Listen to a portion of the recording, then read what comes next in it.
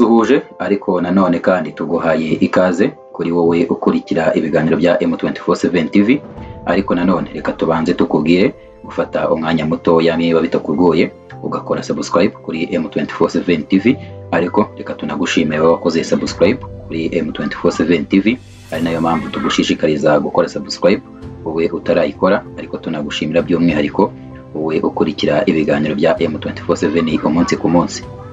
Nta kindi kiba kitugaruye nk'ibisanzwe, aho tuba tugiye kukubwira amakuru agezweho, aho kuri ubu ngubu amakuru tukuzaniye na yuko u Rwanda rwongeye gukora amateka, ndetse muri Afurika akaba ari cyo gihugu cya mbere kigiye kugaragara muri shampiyona ya basketball muri Amerika NBA.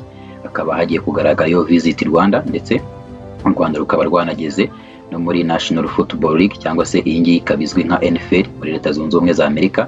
Akaba ari umukino usanzwe ukomeye muri Leta Zunze Ubumwe za Amerika, ndetse na Visit Rwanda ikazajya igaragara ku bibuga bitandukanye. Ndetse muri iyo mpamvu u Rwanda rwanagiranye imikoranire n'amakipe akomeye yo muri NBA, aho agiye kujya yatangira kwambara Visit Rwanda nyuma y'uko u Rwanda rusanzwe rufite imikoranire n'andi makipe akomeye y'umupira w'amaguru cyane cyane ku mugabane w'i Burayi, aho harimo ikipe nka Arsenal, Bayern Munich ndetse Atletico Madrid, hakazaho ndetse na Paris Saint-Germain. Umuyobozi mukuru w'urwego rw'igihugu rw'iterambere RDB yatangaje ko kuba Los Angeles ituwe n'abantu benshi kandi bafite amafaranga bari mu mpamvu, ndetse akaba ari yo mpamvu nyamukuru zatumye u Rwanda rwerekezayo amaso mu kwamamazayo Visit Rwanda. Kwa 29 Nzeri 2025 nibwo urwego rw'igihugu rushinzwe iterambere RDB rwatangaje ko rwabaye umufatanyabikorwa wa Los Angeles Clippers ikina shampiyona basketball muri Leta Zunze Ubumwe za Amerika NBA, ndetse na Los Angeles Rams ikina National Football League cyangwa se NFL. Iyi akaba ari shampiyona ikomeye cyane muri Leta Zunze Ubumwe za Amerika. Visit Rwanda ifite gahunda yo kwerekana ishusho y'u Rwanda, umuco ndetse n'imiterere y'igihugu n'ibyiza nyaburanga byarwo, hagamijwe gukurura ba mukerarugendo, ishoramari ndetse n'ibindi birimo kugaragaza isura nyayo ya Afurika, kenshi ikunze guharabikwa cyangwa se gufatwa nabi cyane cyane mu bihugu by'amahanga. Ubu bufatanye si ubwa mbere kuko u Rwanda rusanzwe rufitanye imikoranire myiza n'amakipe atandukanye yo ku mugabane w'i Burayi, arimo Arsenal yo mu gihugu cy'Ubwongereza, Atletico Madrid yo muri Espagne, Bayern Munich yo mu Budage ndetse na Paris Saint-Germain yo mu gihugu cy'Ubufaransa. Kuba Visit Rwanda yinjiye muri NBA ubu ngubu biri muri gahunda yo gukomeza kwagura ibikorwa byayo ku ruhando mpuzamahanga, cyane cyane binyuze mu kunyuza muri Visit Rwanda, aho ibi ngibi biba bigamije kuwerekana ndetse no gukurura ba mukerarugendo kuza gusura u Rwanda bakareba ibyiza bitatse u Rwanda. Visit Rwanda kandi isanzwe ikorana na Basketball Africa League cyangwa se BAR, ndetse yanatangijwe mu mwaka wa 2019. Ubwo iyi BAR yatangirwaga imyaka 4 ya mbere harimo imikino ya kamaramaka yabereye muri BK Arena, ahangaha akaba ari mu mujyi wa Kigali mu Rwanda. Ibi ngibi bibaye kandi ni ku nshuro ya mbere mu mateka ya NBA ndetse na NFL habayeho ubufatanye nk'ubwo kwamamaza ubukerarugendo bw'igihugu runaka, cyane cyane icyo muri Afurika. Akaba bibaye ku nshuro ya mbere kuko nta gihugu cyo muri Afurika cyari cyarigeze kigira imikoranire na NBA cyangwa se n'ikipe yo muri NBA.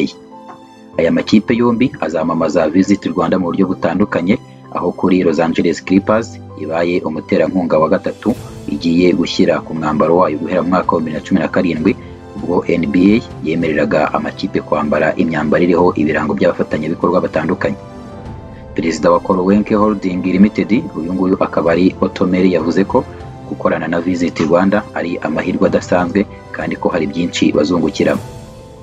Mu gusobanura ku bijyanye n'iyi mikorere hagati ya Visit Rwanda ndetse n'amakipe yo muri NBA, cyane cyane ubwo yavuze ku ikipe ye ya LA Clippers, yaje kugira ati aya ni amahirwe adasanzwe kugira Visit Rwanda nk'umuterankunga muri stade ya Sophie Hollywood Park, ndetse Sophie Stadium na Hollywood Park yubakiwe kuba urwego mpuzamahanga n'icyerekezo mpuzamahanga nyacyo.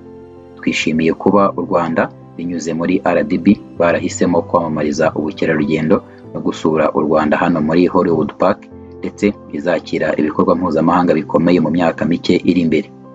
Umuyobozi mukuru wa RDB uyu nguyu akaba ari Jean Africa yabwiye Forbes ko guteza imbere ubukerarugendo ari ibintu byari bimaze igihe bitegurwa kuko ari urugendo rw'imyaka igera kuri 22 ishize.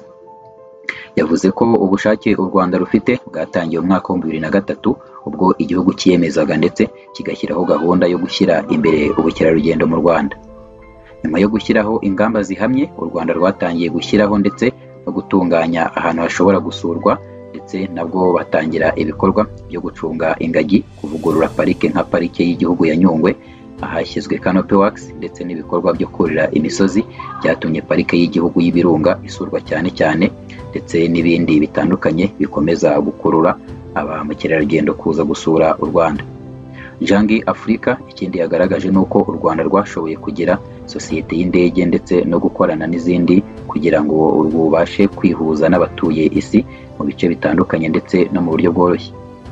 Uyu muyobozi wa RDB yashimangiye ko bigeze ku rwego rwiza rwo gukorana n'amakipe, ndetse akaba ari intambwe ya mbere harebwe ku mupira w'abanyaburayi, aho ku ikubitiro aribwo hatangiye gahunda yo guteza imbere Visit Rwanda, aho ku nshuro ya mbere ubwo u Rwanda rwashyiraga aya masezerano ngo yagiranye n'ikipe yo mu Bwongereza Arsenal. U Rwanda rwahisemo kwerekeza amaso muri Los Angeles, ndetse Jangi Africa yagaragaje ko Leta Zunze Ubumwe za Amerika zigize igice kinini cy'ibyo ubukerarugendo bw'u Rwanda rwinjiza, kandi abatuye muri Los Angeles bajyanye neza n'abantu bakunda gusura u Rwanda. Yavuze ko ubu bufatanye butagamije gusa kuzamura u Rwanda ku ruhando mpuzamahanga, ahubwo ko bushobora no kugirira inyungu cyane cyane mu gihe kizaza, atari inyungu ku Rwanda ahubwo n'inyungu kuri Afurika muri rusange. Yakomeje yungamo avuga ko siporo ifite uruhare rukomeye cyane cyane mu kubaka u Rwanda rw'ejo hazaza, kandi ari urugendo rukomeje, ndetse yanavuze ko bishimiye cyane ubufatanye nk'ubu ngubu bagiranye n'aya makipe. Perezida wa Los Angeles Clippers Gillian Zucker we yavuze ko ubufatanye bugamije kuyifasha kugera ku ntego zayo zirambye, zirimo no guteza imbere siporo muri rusange. Uyu muyobozi yakomeje yongeraho avuga ati, iyo urebye by'umwihariko ku Rwanda, hari intambwe ikomeye y'ishoramari mu bikorwa remezo bimaze guterwa, ndetse mu bikorwa remezo byo mu Rwanda urabona ko hari intambwe imaze guterwa.